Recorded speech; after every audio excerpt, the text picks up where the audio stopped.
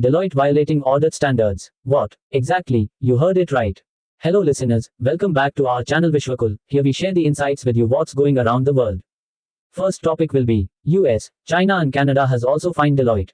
India had fined Deloitte earlier, now more countries are also doing same.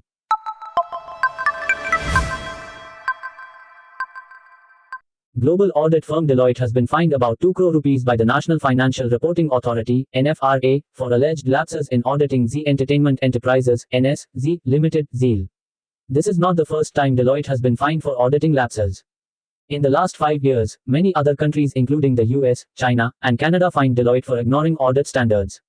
In China, Deloitte's operations faced regulatory scrutiny from domestic and international authorities.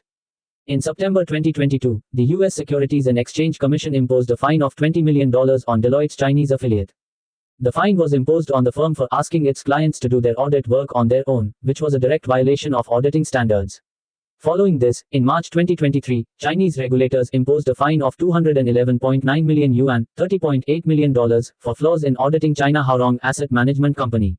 This fine was imposed on Deloitte by Chinese regulators for not maintaining quality in audits. In September 2023, in the South American country of Colombia, Deloitte & Touche SAS was fined $900,000 by the Public Company Accounting Oversight Board, PCAOB, for violating quality control. In April 2024, the PCAOB imposed fines of $1 million each on Deloitte's affiliates in Indonesia and the Philippines for exam cheating and other violations, reflecting a lack of adherence to auditing standards and professional conduct. Deloitte had to pay a fine of $1.5 million in 2024 for violating professional conduct rules in Canada's Ontario province. Canadian auditors said that the company had failed to follow the necessary guidelines. These cases have raised questions about Deloitte's ability to apply consistent standards across its global network. As part of the Big Four, the firm operates under complex regulatory frameworks in a variety of countries, making compliance an ongoing challenge. Second topic. Government is committed to pursuing the glide path of fiscal consolidation, which aims to lower the fiscal deficit to 4.5% of GDP by financial year 2025-26. The government will continue its focus on improving quality spending, strengthening the social security net and reducing the fiscal deficit to 4.5% of the GDP in the financial year 2025-2026, according to a Finance Ministry statement. Finance Minister Nirmala Sitharaman is expected to continue with the government's position of increasing expenditure on big-ticket infrastructure projects and social welfare schemes for the poor while keeping the fiscal deficit in check when she presents the Union Budget for 2025-26 in Parliament on February 1. The government is committed to pursuing the glide path of fiscal consolidation, which aims to lower the fiscal deficit to 4.5% of GDP by financial year 2025-26, according to Finance Ministry statements on the half-yearly review of the trends in receipts and expenditure. The thrust will be on improving the quality of public spending, while at the same time, strengthening the social security net for the poor and needy. This approach would help further strengthen the nation's macroeconomic fundamentals and ensure overall financial stability, the review said. According to the statements, the budget 2024-25 was presented against the backdrop of global uncertainties caused by the wars in Europe and the Middle East. India's sound macroeconomic fundamentals have cushioned the country from the vagaries afflicting the global economy. It has also helped the nation pursue growth with fiscal consolidation. As a result, India retains its pride of place as one of the fastest growing economies in the world. However, risks to growth still remain, it said.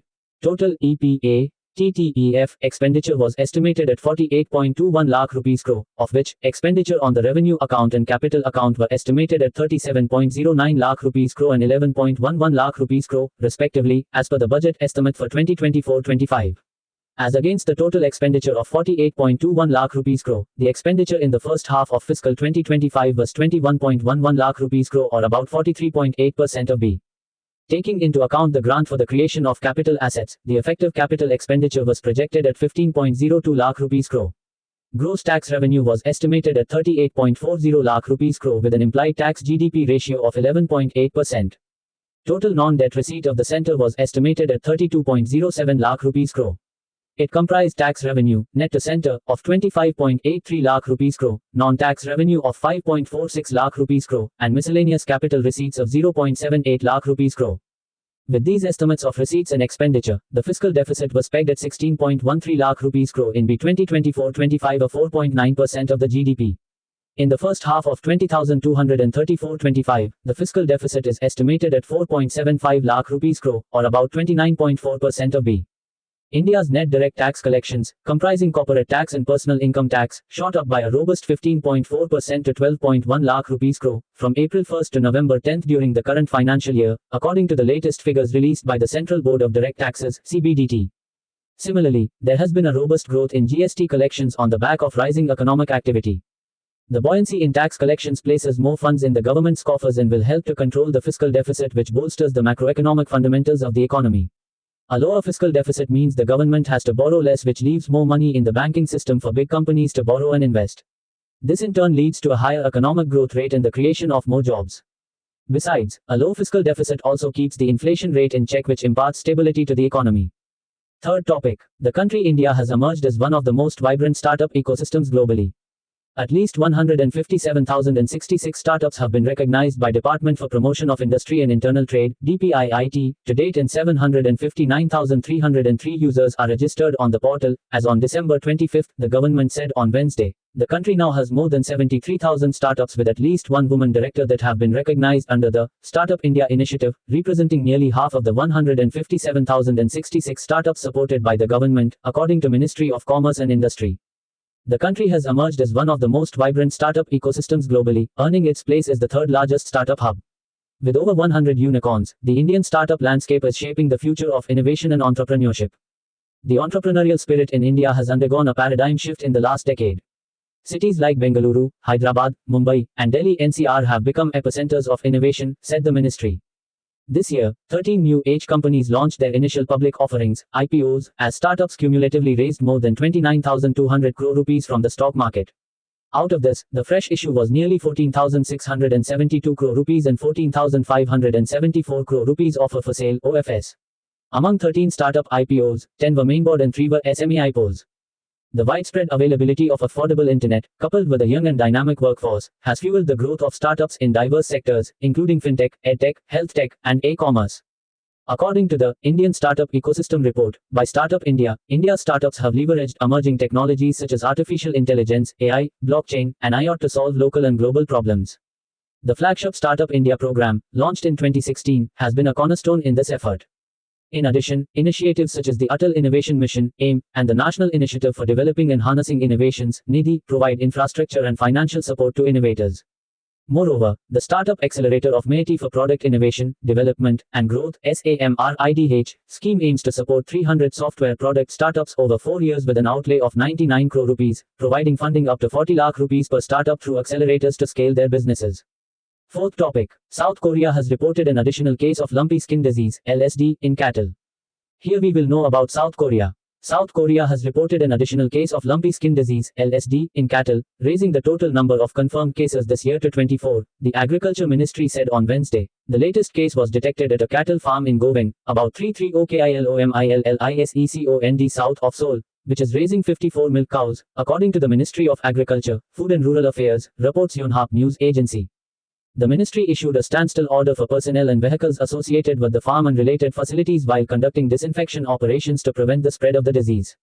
LSD is a highly contagious disease that causes skin lesions, fever and loss of appetite, often resulting in reduced milk production and, in severe cases, death. It affects cattle and buffalo and is transmitted by mosquitoes and other blood-feeding insects. In October, South Korea reported an additional case of lumpy skin disease, LSD, in cattle. The latest case was detected at a cattle farm in Chingju, some 147 kilometers south of Seoul, according to the Ministry of Agriculture, Food and Rural Affairs. The government will deploy all available disinfection vehicles to prevent the spread of the disease, it added. The Agriculture Ministry has called on provincial governments to stay vigilant against additional cases breaking out across the nation and complete vaccination of cattle by the end of this month. The country reported its first case of LSD in cattle this year in August. The case was confirmed at a livestock farm in Anseong, located some 65 kilometers south of Seoul, breeding 80 cows, the Agriculture Ministry said. It was the first LSD case in South Korea since November last year. Meanwhile, South Korea's Agricultural Ministry recently said it plans to commercialize a genetic diagnostic kit for LSD in 2025. According to reports, the genetic kit will help selectively cull infected cattle rather than destroying the entire herd. Fifth topic. The US economic data released recently shows an encouraging trend in the housing market, with new home sales figures exceeding expectations. The actual number of new single-family homes sold in the previous month reached an annualized rate of 664K. This figure not only surpassed the forecasted number but also showed a significant improvement compared to the previous data. Analysts had been predicting a more conservative figure, but the actual sales volume has proven these estimates to be on the conservative side. Moreover, the actual sales volume of 664K represents a substantial increase when compared to the previous figure of 627K. This rise indicates a robust and growing demand for new homes, a factor that often reflects broader economic health. The new home sales report is closely watched by economists and investors alike, as it provides a snapshot of the health of the housing market, which is a key component of the overall economy. This report tends to have more impact when it's released ahead of existing home sales because the reports are tightly correlated. A higher than expected reading is generally taken as positive or bullish for the USD, implying a strong housing market and, by extension, a robust economy.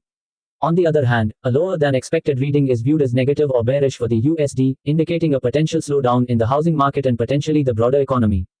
The latest figures are, therefore, likely to boost confidence in the US economy and the strength of the USD. The increase in new home sales suggests that the housing market is robust, which could have a positive knock-on effect on related industries, including construction, real estate, and home furnishings. In conclusion, the new home sales data is a promising sign for the US economy, pointing to a healthy housing market and potentially boding well for future economic performance.